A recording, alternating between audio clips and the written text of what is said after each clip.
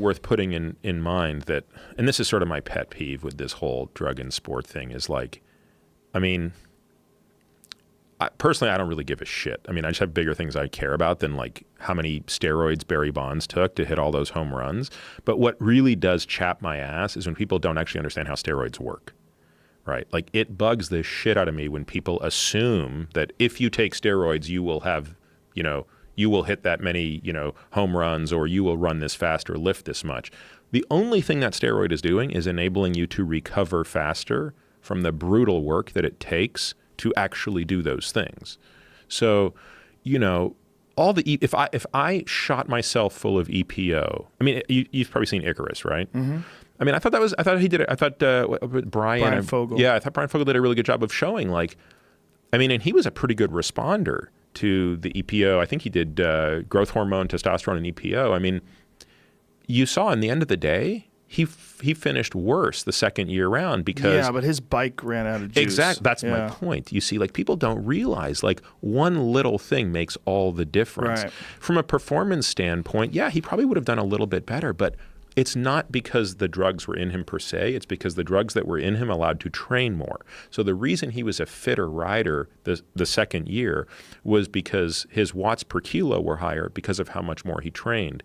The drugs enabled him to train that much harder. Yeah, that's what it does. It allows you to train harder so you recover better, so you have more output. Correct. But we don't want young kids to think that the only way to do this is start taking steroids and fuck up your endocrine system. And that's... No, of course not. But we also want to keep in mind, like, see, it almost requires like a broader discussion, which is like, why do we care?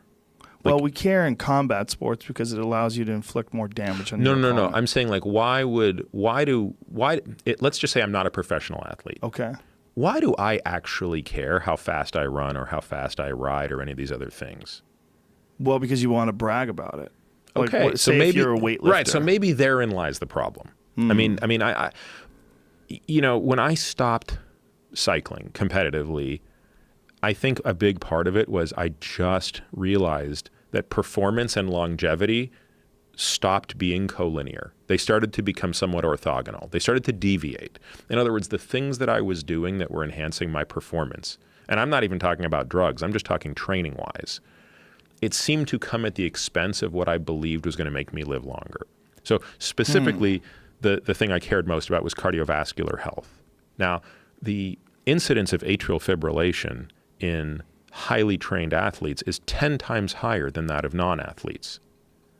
So, like, that's a little counterintuitive, right? Like, yeah. Why would people who have such amazingly fit cardiovascular systems have 10 times the risk of this horrible condition called atrial fibrillation, which, yeah, many people have it, but not young. You're not supposed to have that when you're 40. And it's usually associated with cardiovascular disease. And yet people are, showing up with these. I mean, I have 4 patients who have had to get ablations for atrial fibrillation. What is an ablation? An ablation is a procedure where they stick a catheter up through the femoral artery or in the vein, and then they burn pieces of the heart, specifically around the pulmonary veins.